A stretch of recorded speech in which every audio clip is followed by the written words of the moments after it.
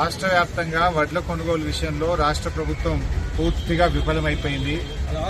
వడ్లు కొనద్దనే ఉద్దేశంతో రకరకాల నిబంధనల పేరిట రైతుల్ని గోసపుచ్చుకుంటా ఉన్నారు. ముఖ్యంగా ప్రభుత్వం యొక్క తీరు ఎట్లా ఉందంటే పేరుకు కొనుగోలు కేంద్రాలు ప్రారంభించారు తప్ప ఒక్క గింజ కూడా ఎత్తినటువంటి పరిస్థితి లేదు. ఇప్పుడు మేము మల్లారం వడ్ల కొనుగోలు కేంద్రంలో నేను ఇక్కడ వేరే ఒక ప్రైవేట్ ఫంక్షన్ లో పాల్గొనడానికి వస్తే మా రైతులంతా కూడా రోడ్డు మీద రాస్తారోకో చేస్తున్నారు. ఎందుకు రాస్తారోకో చేస్తున్నారని నేను రైతులను అడిగితే రైతులు చెప్తున్న మాట 28 రోజులైంది వడ్లు కోసి ఇప్పటి వరకు ఒక్క గింజ కూడా ఇక్కడ కొనలేదు.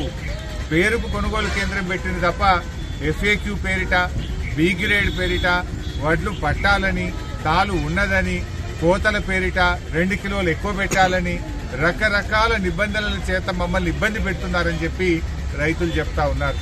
ముఖ్యంగా మొక్కజొన్న రైతులకు గత 4 రోజుల నుంచి గన్ని బ్యాగులు లేవు, రైతులే సంచులు కొనుక్కొచ్చుకోవాలని చెప్పి మక్కలు పండించిన రైతులకు చెప్తా ఉన్నారు.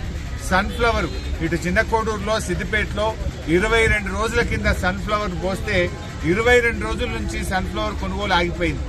కొంటరా కొనరా చెప్పరు, ఎప్పటి నుంచి కొంటారో చెప్పరు. పాపం రైతులు 22 రోజుల నుంచి కూడా రోజు ఉదయాన్నే రావడం సాయంత్రం వెళ్లడం, అంటే ఆ కుప్పల దగ్గర రైతులు కావలు గాయాల్సినటువంటి పరిస్థితి ఏర్పడ్డది.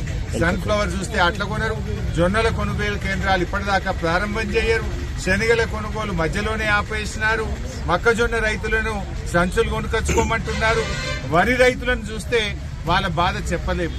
వడ్లు కొత్తగా పండుతున్నాయా? గతంలో ఎప్పుడు వడ్లు బండలేదా? ప్రభుత్వాలు కొనలేదా? ఆనాడు బీఆర్ఎస్ ప్రభుత్వం ఉన్నప్పుడు ఎప్పుడు కూడా రైతులకు ఈ రకంగా ఇబ్బంది కాలేదు. మొదటిసారిగా వడ్లు పండించిన రైతులు ఇలా హరిగోస పెడతా